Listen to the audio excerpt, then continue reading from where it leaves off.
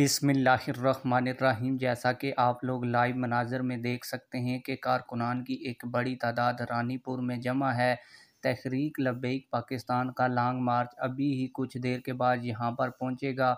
हज़ारों की तादाद में लोग यहाँ पर जमा हैं। ये टीएलपी के लॉन्ग मार्च में शामिल होंगे और हाफिज़ साद रिजवी और टीएलपी के लॉन्ग मार्च का पुरतपाक इस्तकबाल भी करेंगे। आप लोग देख सकते हैं कि एक बड़ी तादाद लोगों की यहाँ पर जमा हो चुकी है।